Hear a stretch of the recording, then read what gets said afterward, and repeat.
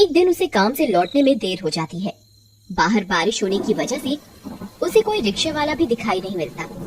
अरे ये क्या, आज तो कोई रिक्शा वाला भी नहीं है। अब क्या करूं? हाँ, एक काम करता हूँ, पटरी के किनारे किनारे चलता हूँ। फिर गोपी छाता लेकर पटरी पर चलने लगता है। वहाँ उसके अलावा कोई भी नहीं होता।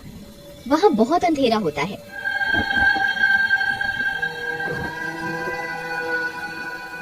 हे भगवान, यहाँ तो बहुत अंधेरा है। कहीं मैंने इस रास्ते से आकर कोई गलती तो नहीं कर दी? तभी पीछे से कोई उसका नाम पुकारता है, गोपी गोपी। अरे मर गए रे, यहाँ तो कोई भी नहीं है। फिर पीछे से मेरा नाम कौन पुकार रहा है? क्या करूँ? फिर गोपी पीछे मुड़कर देखता है तो वहाँ कोई भी नहीं होता। अरे यहाँ तो कोई भी नहीं है। हे भगवान, कहीं वो अफवाह सच तो नहीं? नहीं नहीं, ऐसा नहीं हो सकता। फिर वो भागना शुरू कर देता है और भागते भागते अपने घर पहुँच जाता है। अरे सीमा, जल्दी दरवाजा खोलो। सीमा सीमा, अरे जल्दी दरवाजा खोलो। अरे जल्दी खोलो। अजी क्या हुआ? आप इतने घबराए हुए क्यों हो? ऐसा क्या हो गया? अरे जल्दी अंदर चलो, आज तो मैं बाल बाल बच गया। बाहर बारिश होने की वजह से आज मुझे घर के लिए कोई रिक्शा नहीं मिला। इस वजह से मैं पटरियों के रास्ते से घर आने लगा। तभी किसी औरत ने मेरा नाम पुकारा। मैंने पीछे मुड़कर देखा, वहाँ कोई नहीं था। हे भगवान, आपने पीछे मुड़कर क्यों देखा? ये आपने क्या कर दिया? आपको पता नहीं था क्या? सब गांव वालों का कहना है कि अगर कोई औरत पटरियों पर तुम्हें पुकारे तो पीछे मुड़कर नहीं देखना, नहीं तो वो औरत तुम्हारे साथ तुम्हारे घर आ जाएगी। अरे मर गए, ये तुम क्या बोल रही हो सीमा? मैंने तो पीछे मुड़कर देखा था, लेकिन मुझे वहाँ कोई दिखाई नहीं दिया। अब क्या होगा? क्या वो चुड़ैल मेरे पीछे पीछे घर तक आ जाएगी? तभी कोई जोर जोर से उनके घर का दरवाजा पीटने लगता है। अरे मर गए रे, ये इतनी रात का कौन आ गया? अरे कहीं वो चुड़ैल तो नहीं आ गई? सीमा, तुम जाकर देखो ना, कौन है? फिर सीमा दरवाजा खोलने जाती है। फिर जैसे ही सीमा दरवाजा खोलती है तो उसे वहाँ कोई दिखाई नहीं देता। अरे यहाँ तो कोई भी नहीं है। फिर सीमा दरवाजा बंद कर देती है और कमरे की ओर जाने लगती है कि तभी फिर से कोई दरवाजा खटखटाता है।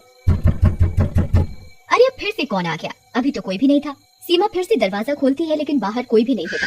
लगता है कोई बच्चा शरारत कर रहा है। फिर सीमा दरवाजा बंद कर लेती है, लेकिन बाहर कोई गोपी का इंतजार कर रहा होता है। उसे इंतजार होता है गोपी का। अरे सीमा, लगता है कोई शरारत कर रहा है। तभी फिर से दरवाजे पर दस्तक होती है। सीमा, इस बार मैं जाता हूँ, तुम यहीं रुको। अभी इन बच्चों को सबक सिखाता हूँ। फिर गोपी दरवाजा खोलने जाता है और जैसे ही दरवाजा खुलता है उसकी आंखें फटी की फटी रह जाती हैं। तभी गोपी की चीखने की आवाज आती है। अजी अजी क्या हुआ? आप ठीक तो है ना? फिर सीमा भागते हुए दरवाजे पर जाती है, लेकिन गोपी का कोई नामो निशान नहीं होता। हे भगवान, ये कहाँ चले गए? तभी एक गाँव वाला सीमा के घर के पास भागता हुआ आता है। अरे सीमा बहन, अनर्थ हो गया। तुम्हारे घर एक औरत सफेद साड़ी में आई और गोपी भाई को घसीटते हुए अपने साथ पटरियों की तरफ ले गई। लेकिन ये कैसे हो सकता है? भला एक औरत इन्हें कैसे घसीट सकती है? अरे बहना, वह कोई आम औरत नहीं थी। उसके पैर उल्टे थे। वो वही चुड़ैल थी जिसे लोगों ने अक्सर पटरियों पर चलते हुए देखा है। हे भगवान, वीरू भैया, हमें इन्हें बचाना होगा। आप चलिए मेरे साथ। फिर वे लोग अपने साथ कुछ गांव वालों को लेकर उन रेल की पटरियों की तरफ जाते हैं। वहाँ बहुत अंधेरा होता है। अरे गोपी भाई, आप कहाँ हैं? गोपी भैया, क्या आप मुझे सुन सकते हैं? अरे भाइयों, मैं यहाँ हूँ। इधर देखो आगे की तरफ, मुझे बचाओ, कोई मेरी मदद करो। अरे ये तो गोपी भैया की आवाज है। ये तो सामने से आ रही है। चलो भाइयों। फिर वे लोग दौड़ते हुए गोपी की आवाज का पीछा करने लगते हैं और कुछ ही देर में वहाँ पहुँच जाते हैं। वहाँ पहुँचकर उनकी आंखें फटी की फटी रह जाती हैं। चुड़ैल ने गोपी को रेल की पटरियों के बीच गाड़ रखा होता है। गोपी का सर बाहर होता है और बाकी का शरीर जमीन के अंदर होता है। अरे गोपी भाई, ये आपको किसने जमीन के अंदर गाड़ दिया? अरे भाई, मेरी मदद करो। उस चुड़ैल ने मेरी ये हालत कर दी है। वो यही आसपास ही है। जल्दी से मुझे बाहर निकालो। कहीं कोई ट्रेन आ गई तो मैं नहीं बचूंगा। फिर कुछ गांव वाले गोपी का सर पकड़कर उसे बाहर खींचने की कोशिश करने लगते हैं। आई मम्मी, आई। अरे नाज मिटो, ये क्या कर रहे हो? मेरी गर्दन धड़ से अलग करना चाहते हो क्या? आई आई। तभी डरावनी डरावनी आवाजें आने लगती हैं। अरे भाइयों, जल्दी मुझे यहाँ से निकालो, मैं उस चुड़ैल को महसूस कर सकता हूँ, वो यही कहीं है, जल्दी करो। तभी वो चुड़ैल वहाँ पहुँच जाती है। चुड़ैल को अपने सामने देखकर सबकी हालत खराब हो जाती है। अरे मर गए रे, ये तो वही पटरियों पर घूमने वाली चुड़ैल है। अब क्या करे?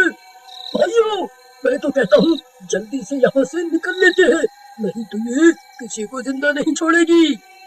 अरे कमबख्त, मुझे यहाँ अकेला छोड़कर जाने की बात कर रहा है, मेरा क्या होगा?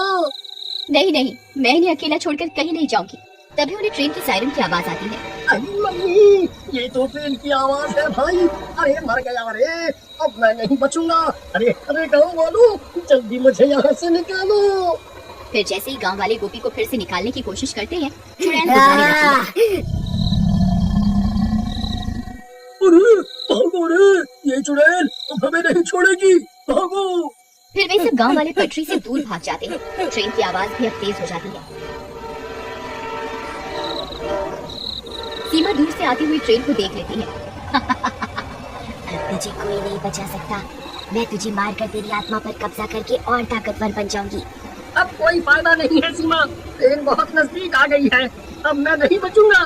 तुम यहाँ से चली जाओ, चली जाओ। नहीं नहीं जी, मैं आपको छोड़कर कहीं नहीं जाऊंगी। अगर मरना ही है तो साथ में मरेंगे। फिर इतना बोलकर सीमा गोपी के आगे लेट जाती है।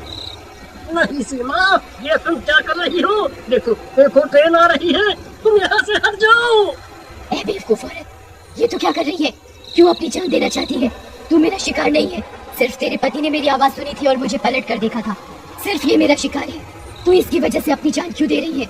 चुड़ैल जी, ये मेरे पति हैं, मैं इनके बिना नहीं जीना चाहती। तभी वो ट्रेन और भी नजदीक आ जाती है।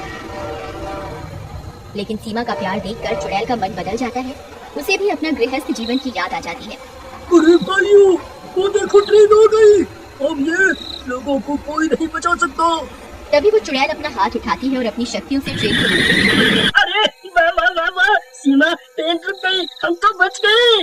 तुम दोनों जा सकते हो, मैं तुम्हारी जान नहीं ले सकती।